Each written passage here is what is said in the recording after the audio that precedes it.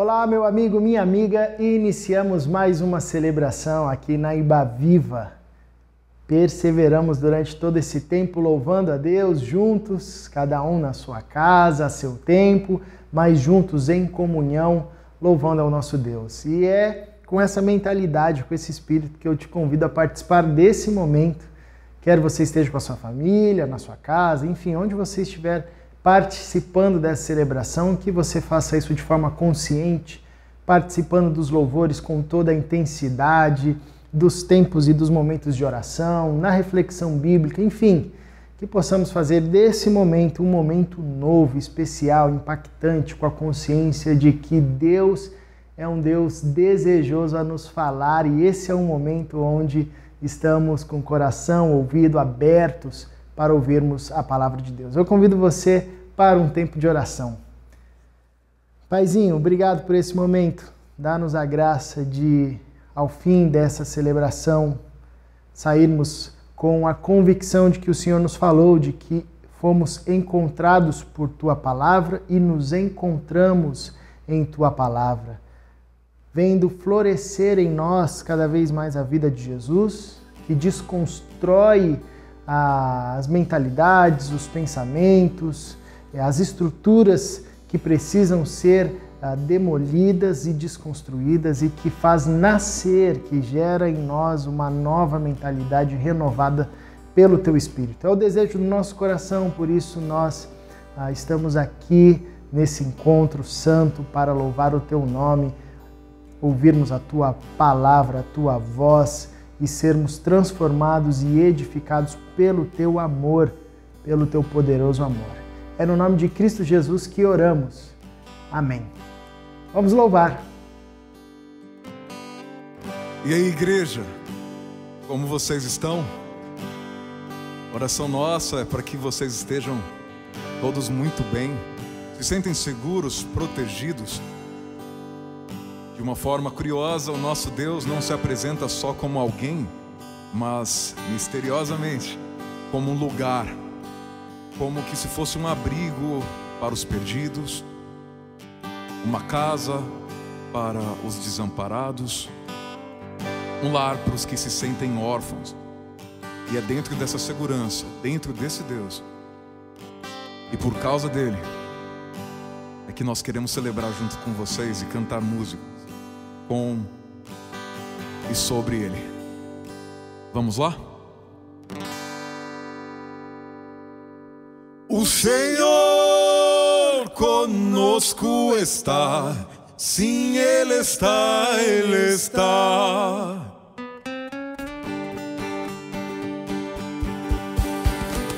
Deus é refúgio e fortaleza, socorro presente na tribulação. Mesmo que a terra venha a tremer, não vamos temer, Deus está.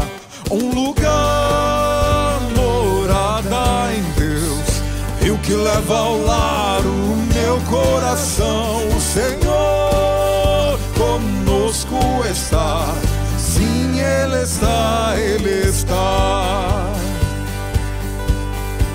Ainda que os montes se abalem no mar e a fúria das águas nos faça afundar, seja qual luta tiver que passar, não vamos temer, Deus está. Um lugar, morada em Deus, rio que leva ao lar o meu coração. O Senhor conosco está, sim, Ele está, Ele está. Que todos vejam o que Ele faz, seu grande poder sobre a terra. Em tempos de guerra restaura a paz, não há o que temer, Deus está. Um lugar, morada em Deus, rio que leva ao lar o meu coração. O Senhor conosco está, sim, Ele está, Ele está. Descanse e saiba que eu sou teu Deus, entre as nações o exaltado Senhor. Até o fim Deus presente será, não há o que temer, sempre está. Um lugar, morada em Deus, rio que leva ao lar o meu coração. O Senhor conosco está, sim, Ele está, Ele está. Um lugar, morada em Deus, rio que leva ao lar o meu coração. O Senhor conosco está, sim, Ele está, Ele está.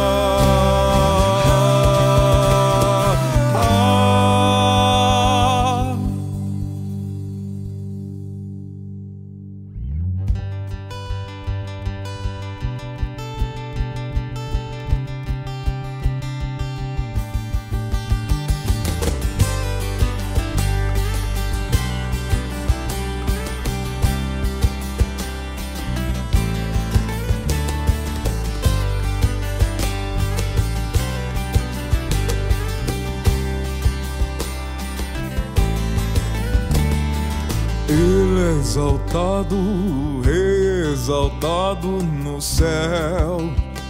Eu louvarei, Ele é exaltado, para sempre exaltado seu nome. Louvarei,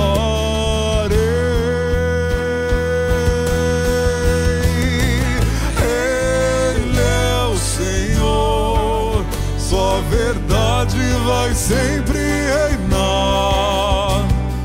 Terra e céus glorificam seu santo nome. Ele é exaltado, exaltado no céu.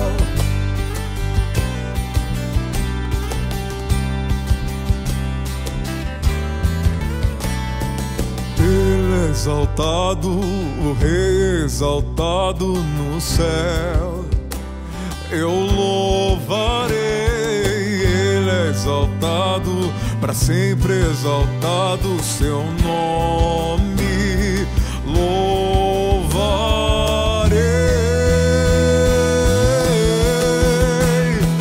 Ele é o Senhor, sua verdade vai sempre reinar.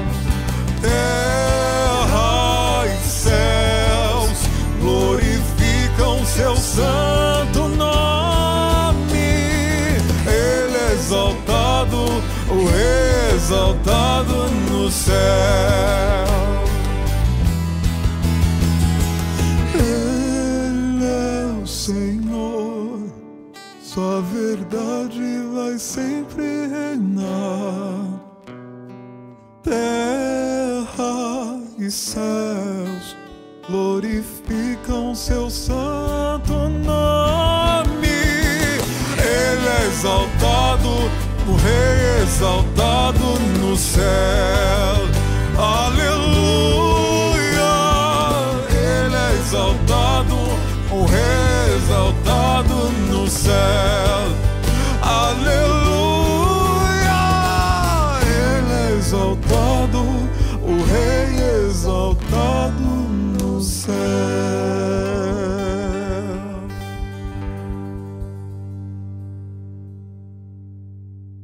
Seguimos com a nossa série de mensagens Jesus Cristo é a Resposta à Política do Reino de Deus.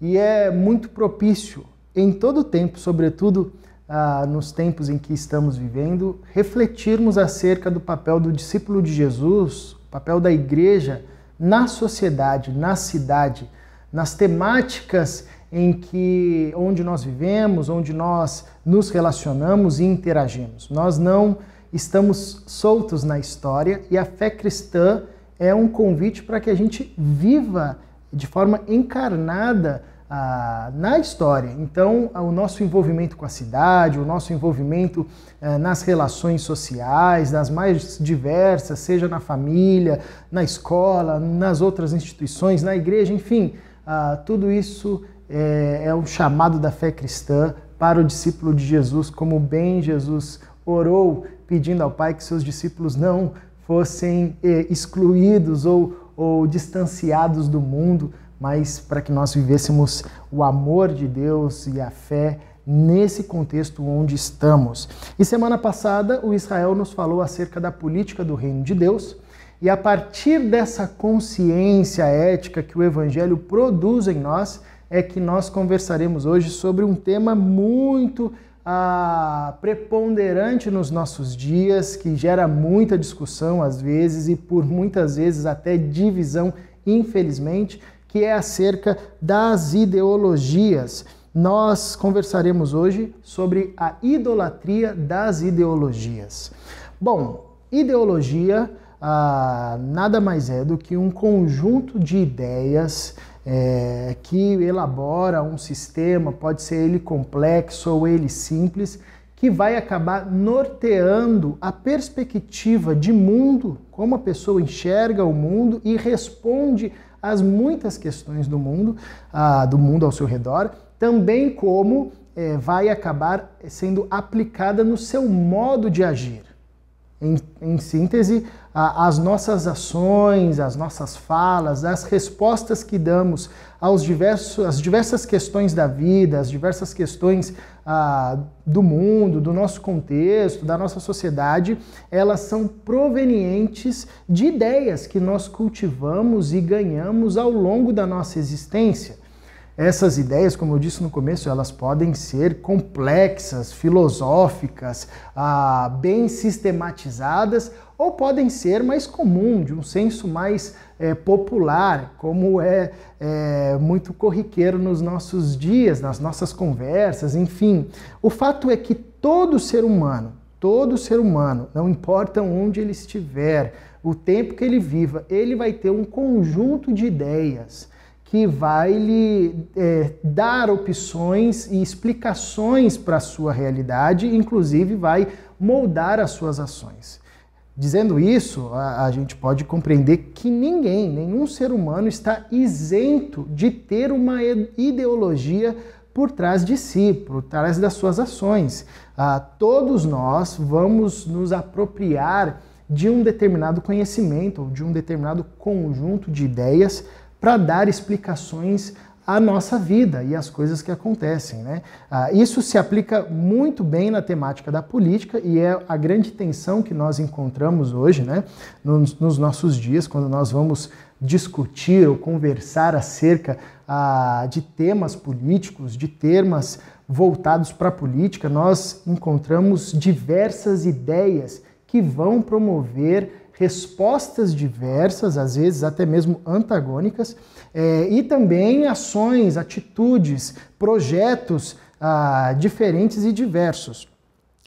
Até então, não tem nenhum problema você ter um conjunto de ideias para te ajudar a explicar as questões, sobretudo sociais, políticas, da existência, enfim. O grande problema, e esse é o tema nosso aqui nessa reflexão, é quando isso se torna uma idolatria. A idolatria nada mais é do que você pegar algo que não é absoluto, algo que não é pleno e dar a esse algo incompleto, relativo, um valor de absoluto, um valor de plenitude.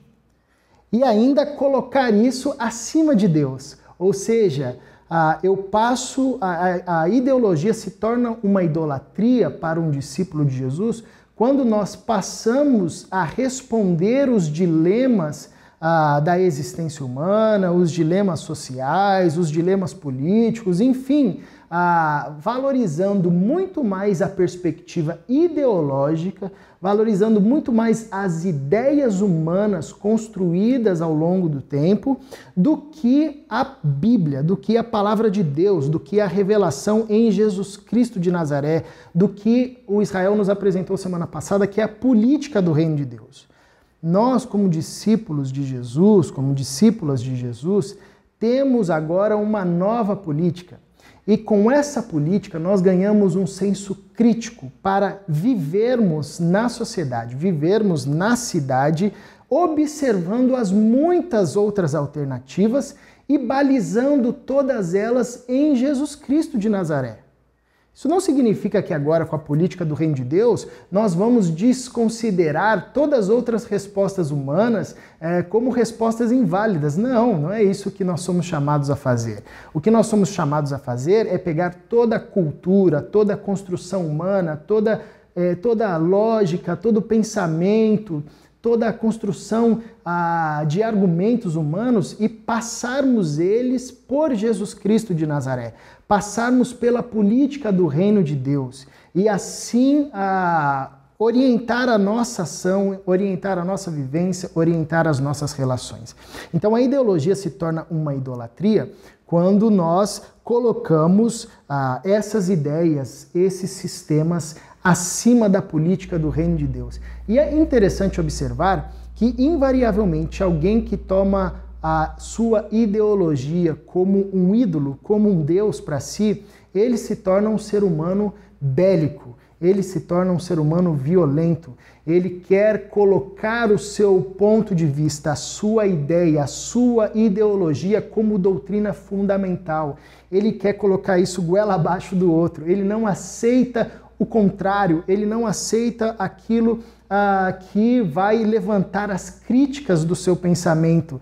Então, invariavelmente, ele abraça, ele lança a mão de uma postura violenta, e aí nós temos uma outra aplicação desse conceito da ideologia na história, que é essa forçação de uma ideologia, de um pensamento a um povo, a um determinado grupo social, enfim, que vai gerar sempre uma ruptura, quer seja no nosso ambiente familiar, quer seja no nosso ambiente da sociedade ou até mesmo no ambiente religioso. Nem mesmo o ambiente de fé, nem mesmo o ambiente religioso está isento, pelo contrário, muitas vezes acaba fomentando ainda mais essa postura bélica causada pela idolatria das ideologias. Então é muito propício e oportuno que a gente reflita sobre esse tema, buscando nas Escrituras, buscando na Palavra de Deus, como é que nós podemos e devemos viver num contexto onde cada vez mais alguns temas, sobretudo voltados para a política, estão tão esticados, até mesmo no nosso contexto mais fraterno, até mesmo entre pais e filhos, irmãos e irmãs, amigos que rompem a relação por causa de entendimento e posições diferentes. Como que nós, discípulos de Jesus, somos chamados a vivermos em períodos de tensão e, sobretudo, em períodos onde os homens buscam cada vez mais eleger realidades que não são plenas e não são absolutas, como um Deus, como um falso Deus, como um elemento ou como um ídolo nas suas vidas, e por isso vão partilhando e vão vivendo seus pensamentos, as suas ações a partir dessas lógicas que são limitadas e acabam gerando profundas rupturas. Eu quero trazer um texto aqui muito interessante, bem conhecido da gente, que se encontra no Evangelho de Marcos, capítulo 3, do verso 13 ao verso 19, que é Jesus montando o seu time de apóstolos, os discípulos mais chegados a ele, que ele caminharia e de forma mais próxima, preparando e enviando-os para que eles assumissem a continuação da proclamação da mensagem que ele mesmo, Jesus, veio a entregar aos homens. O texto diz assim, Marcos 3, 13 a 19. Jesus subiu ao monte e chamou a si aqueles que ele quis, os quais vieram para junto dele. Escolheu 12, designando os apóstolos para que estivessem com ele, os enviassem a pregar e tivessem autoridade para expulsar demônios. Estes são os 12 que ele escolheu. Simão, a quem deu o nome de Pedro, Tiago, filho de Zebedeu, e João, seu irmão, aos quais deu o nome de Boanerges, que significa filhos do trovão, André, Filipe, Bartolomeu, Mateus, Tomé, Tiago, filho de Alfeu, Tadeu, Simão, o Zelote e Judas Iscariotes, que o traiu. Esse texto é o que nós encontramos aqui em Marcos, encontramos também correspondência desse texto em outros evangelhos. Mas aqui nós podemos aprender, compreender algumas lições muito práticas e importantes para a vivência do discípulo de Jesus, sobretudo nesse contexto que nós vivenciamos nos nossos dias, nos últimos anos, de extrema polarização, de extrema tensão, sobretudo nessa temática da política e das ideologias. Um primeiro ensinamento interessante nesse texto, e é bem visível, é que Jesus está montando o seu time. A gente tem aqui um time montado por Jesus. Jesus tinha um grupo maior de seguidores, mas desse grupo maior de seguidores, ele, sendo ali o protagonista de toda essa ação, decide escolher 12 desses discípulos que seriam enviados, ou seja, ele iria preparar, caminhar com esses homens de uma forma mais aproximada, enviando-os para uma missão específica, da qual nós conhecemos ao longo da história contada nos Evangelhos e no livro de Atos, que seria a proclamação do reino de Deus e a evangelização, o anúncio dessa mensagem, a plantação de igrejas, enfim, tudo que vai culminar na expansão do Evangelho e da mensagem do Evangelho. Então Jesus monta o seu time. E você tem algo muito interessante aqui nessa escolha de Jesus, que pode às vezes passar batido, mas quando a gente dá um olhar mais aprofundado nesse texto, a gente percebe que Jesus não escolhe um time coeso. Jesus, ele não monta um grupo de apóstolos ou de discípulos mais chegados a partir de uma lógica do tipo, eu vou escolher as pessoas que pensam iguais, ou as pessoas que pensam como eu penso, ou as pessoas que têm a mesma perspectiva de mundo, a mesma visão de mundo. Não, Jesus, ele escolhe inclusive pessoas que possuem ideias, que possuem ideologias completamente antagônicas. Primeiro é interessante que Jesus escolhe pessoas simples. Isso é muito característico do ministério de Jesus, de pegar as coisas que aos olhos do mundo não pareciam nada sábias, mas que de fato confundiam a sabedoria dos mais eruditos. Jesus escolhe aqueles homens que são simples e Jesus escolhe homens que faziam parte de grupos rivais.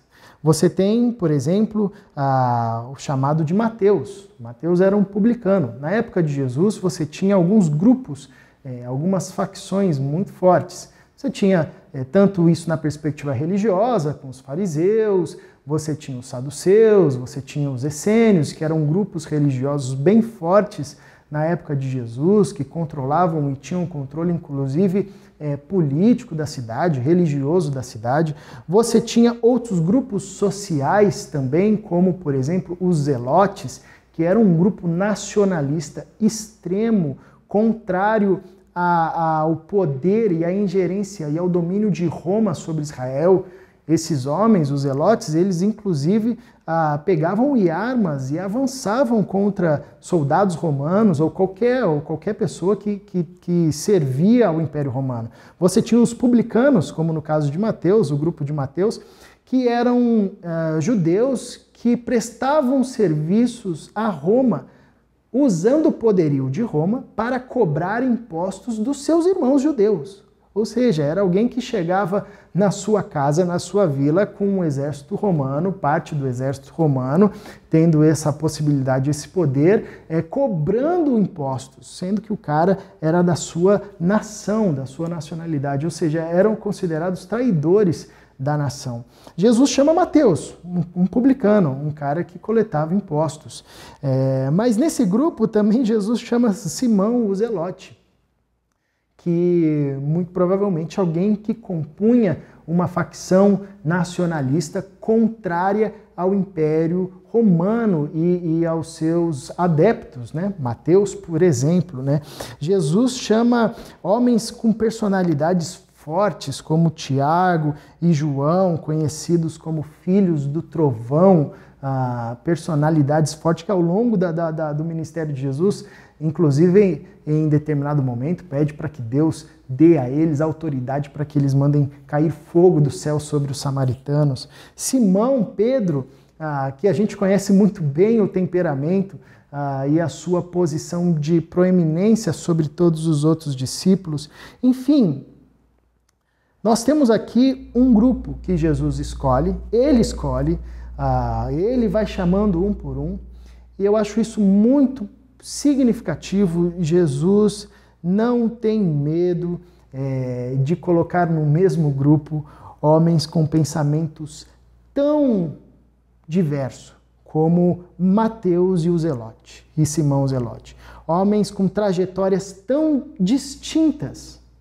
Jesus tinha essa capacidade incrível de ter a segurança de chamar para compor um time tão importante, porque eram esses apóstolos que dariam continuidade àquilo que Deus estava fazendo desde João, revelando a Cristo, enfim, e depois intensificado no ministério de Jesus. Eram esses homens que seguiriam com essa mensagem.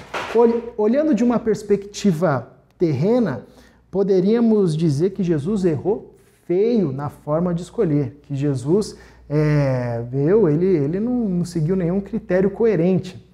Mas a história vai nos mostrar que Jesus agiu acertadamente, porque o evangelho chegou até nós, graças a esses homens que foram pilares da igreja, que foram pilares da proclamação do evangelho, com exceção de Judas Iscariotes, que foi quem traiu o Cristo e abandonou esse time.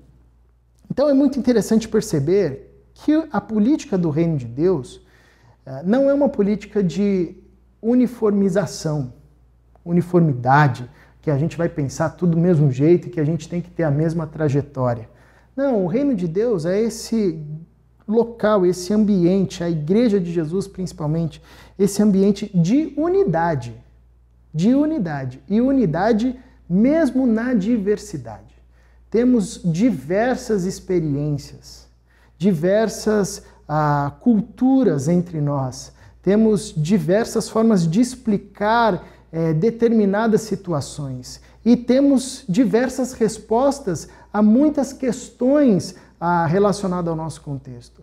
Porém, todas elas se balizam e se encontram e são submetidas a Jesus Cristo de Nazaré, de tal forma que nós agora, em Cristo Jesus, não nos relacionamos mais a partir dos nossos rótulos, mas nós nos relacionamos a partir de um novo olhar que essa política do reino de Deus gera em nós, que é esse olhar para além dos rótulos.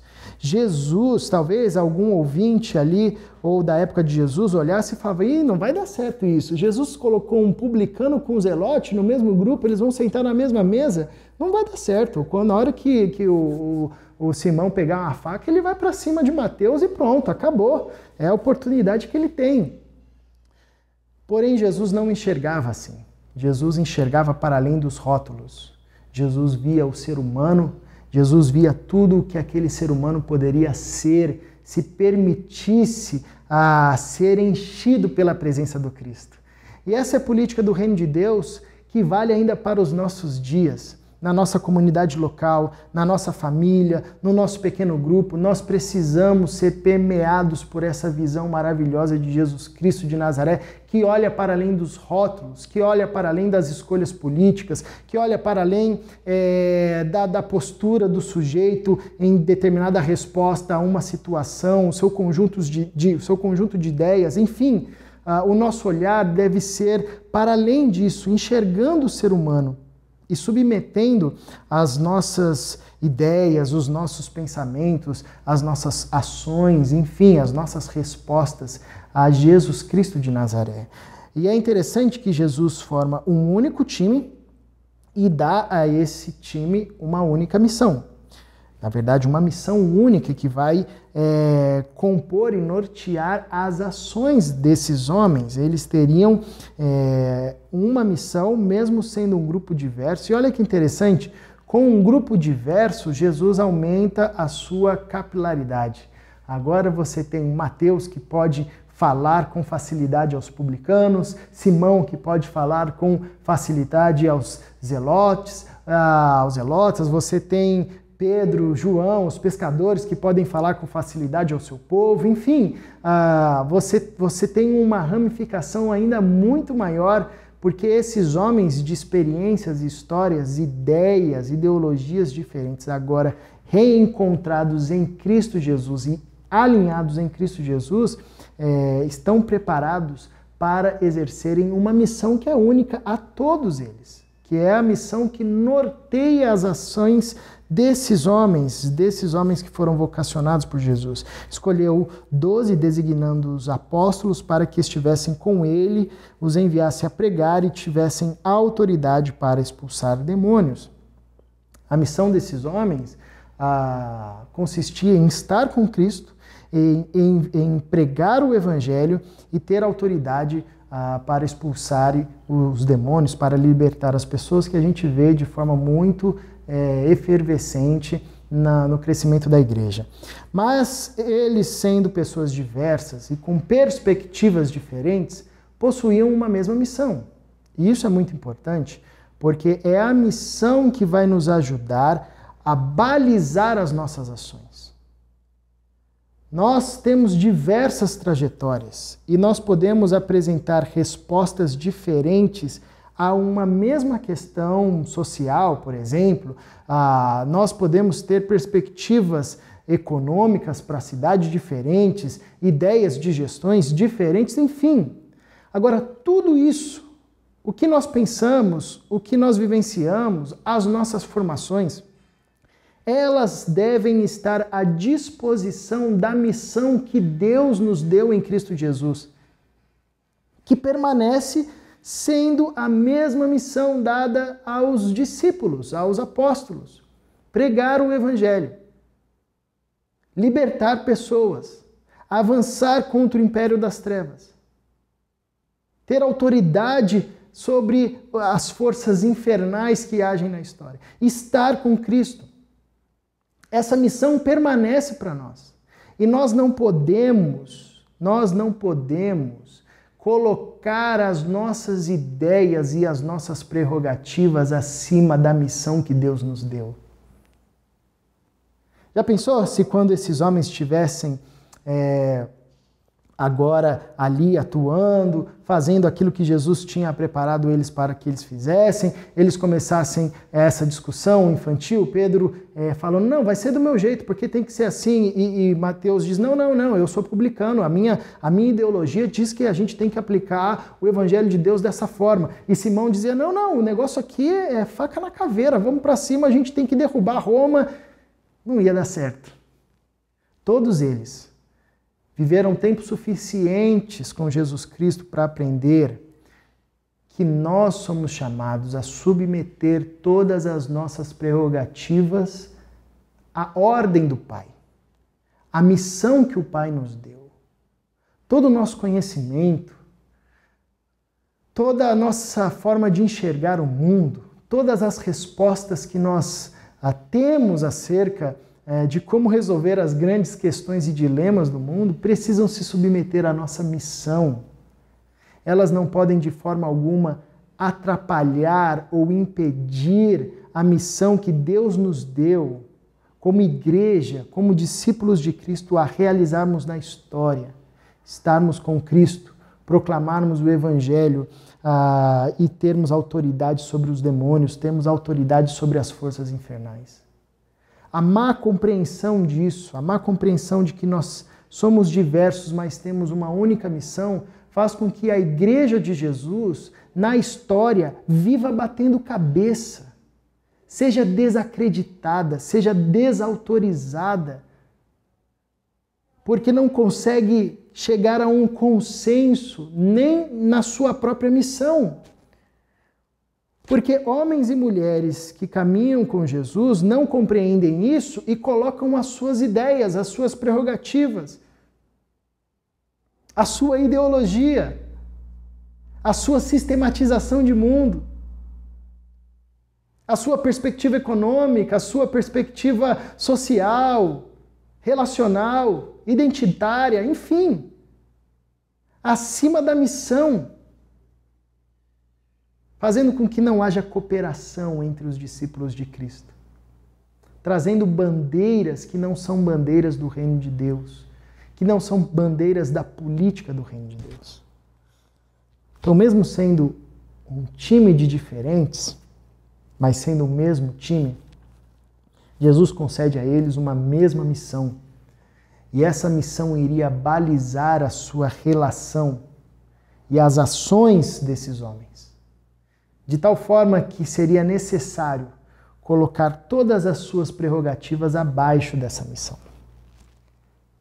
Agora, o mais belo desse texto é que antes de chamar esses homens para fazer alguma coisa, Jesus chamou esses homens para estarem com Ele, para permanecer com Ele. Jesus subiu a um monte e chamou a si aqueles que Ele quis, os quais vieram para junto dele. Chamou a si, os quais vieram para junto dele. Um mesmo time, uma mesma missão, um mesmo mestre. E esse é o ponto central da nossa caminhada com Jesus, para o qual todos nós convergimos. Todos nós, com as nossas trajetórias, com as nossas ideologias, com as nossas perspectivas, devemos convergir. Jesus Cristo de Nazaré.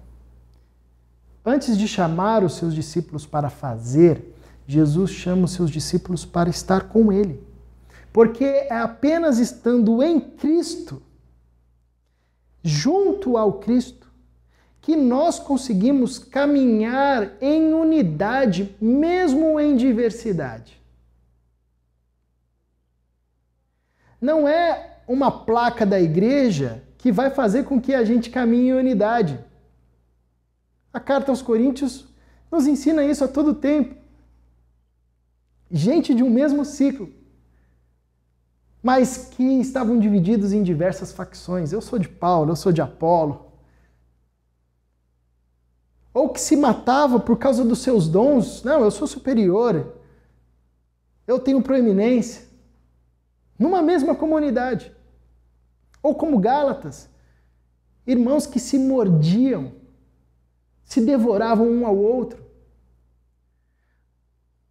O que nos torna um e nos dá a capacidade de vivermos em unidade não é um local, não são as nossas ideias, não são as nossas prerrogativas, mas é uma pessoa, a saber, Jesus Cristo de Nazaré, que nos faz partícipes de um só corpo, de uma só fé, que nos coloca numa realidade onde não existe mais senhor e escravo, judeu e gentil, homem e mulher, mas Cristo é um em todos.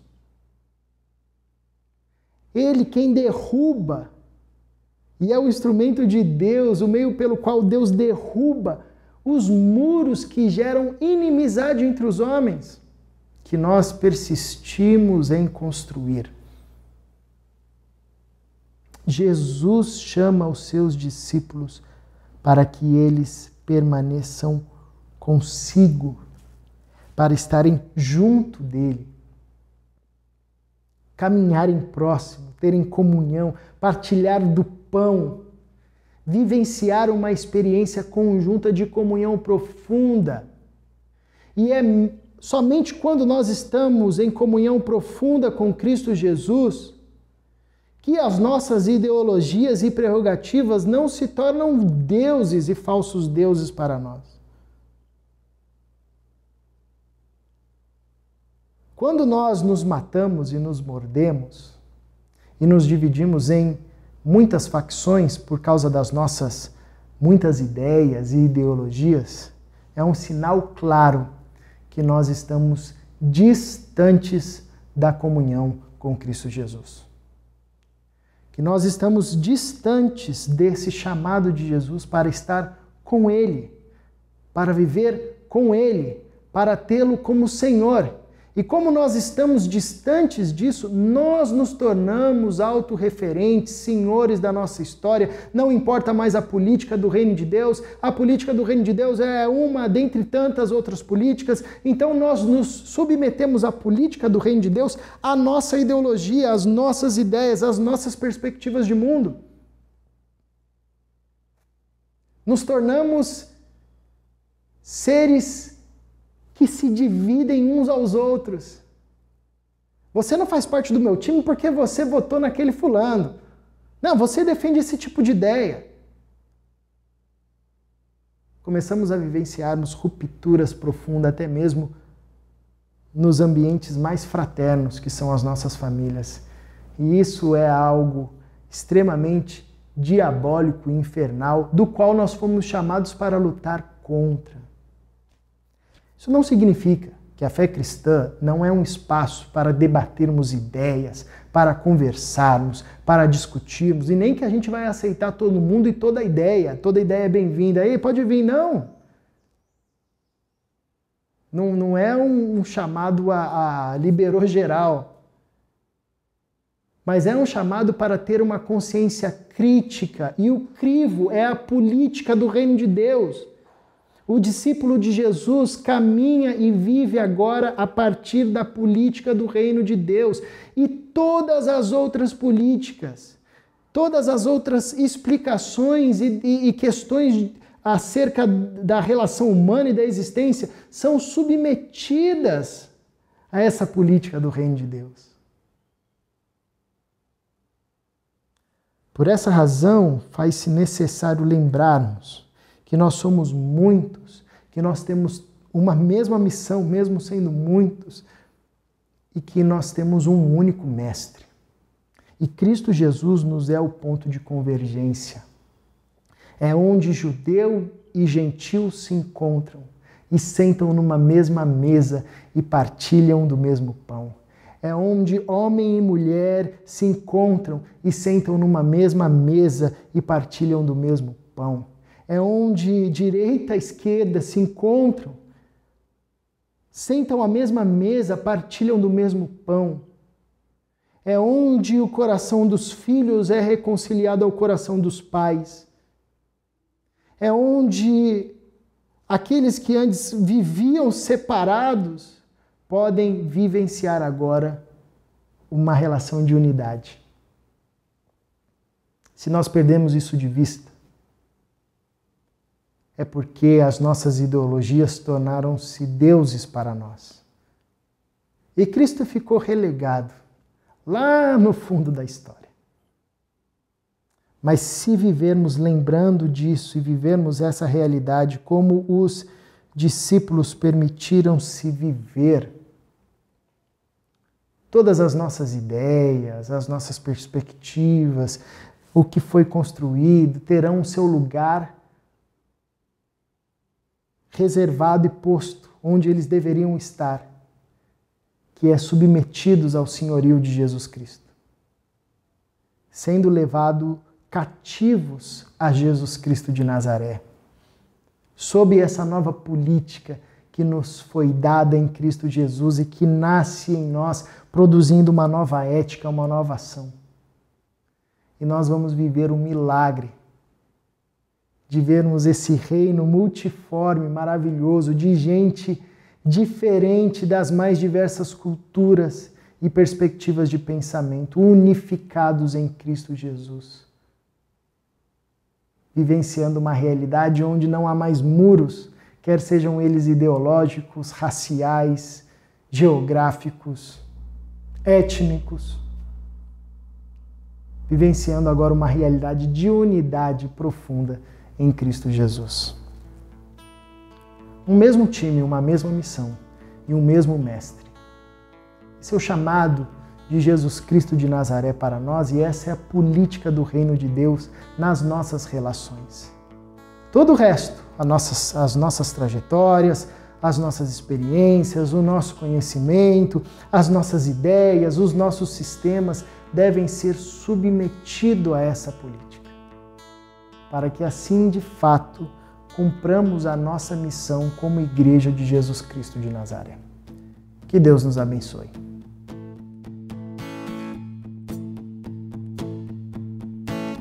O de cruz se erigiu, dela o dia fugiu, revelando vergonha e pavor.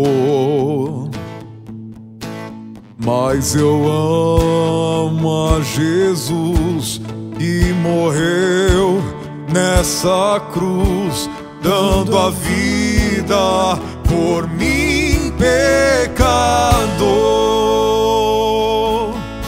Sim, eu amo a mensagem da cruz, suas bênçãos eu vou proclamar. Levarei eu também minha cruz, até por uma coroa trocar. Lá da glória do céu, o Cordeiro de Deus ao Calvário humilhante baixou.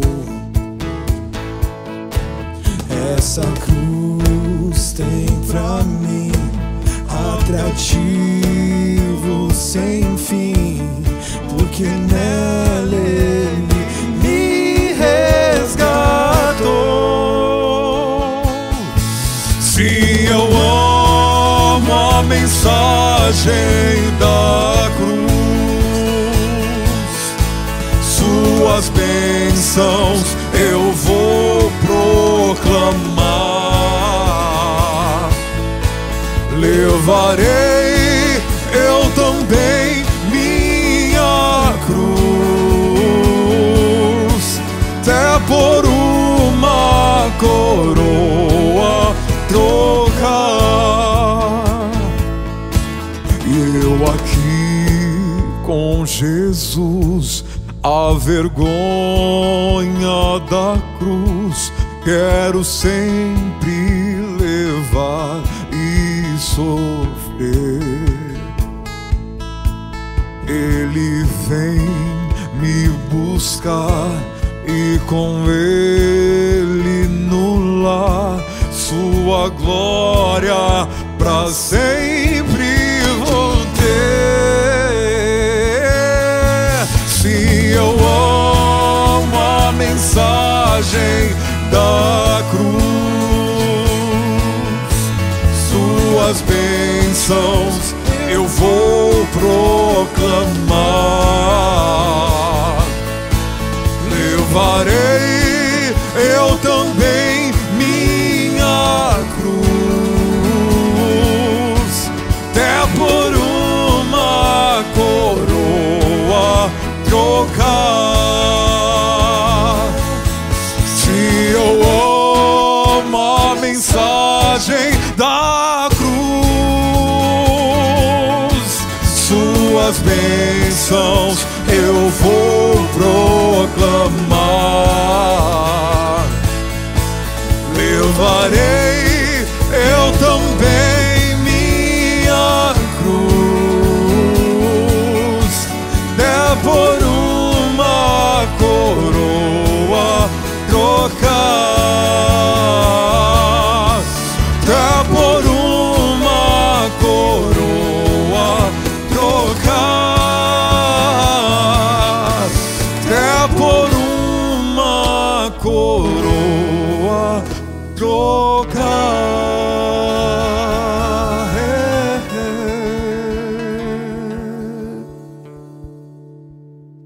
Amém. Chegamos ao fim de mais uma celebração. Que a palavra de Deus floresça no meu e no seu coração e que possamos vivenciar essa realidade de unidade, mesmo em ambientes marcados por diversidade, possamos ser um em Cristo Jesus.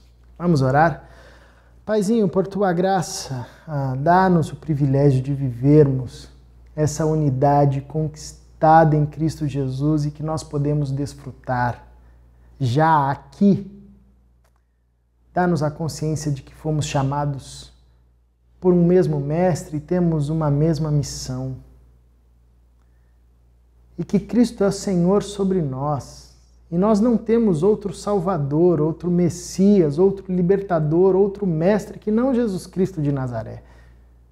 Que vivamos sob essa consciência e que isso marque os nossos passos e as nossas ações. Num mundo cada vez mais dividido, cada vez mais cego por suas prerrogativas, por suas ideologias, por suas explicações, enfim, que possamos de forma muito consciente e clara submetermos tudo o que sabemos, o que vivemos, o que somos, ao senhorio de Jesus Cristo de Nazaré. Para a tua glória, Deus, é que nós pedimos tudo isso. E é no nome de Jesus que nós apresentamos a nossa oração. Amém. Que Deus nos abençoe. Uma boa semana para todos nós.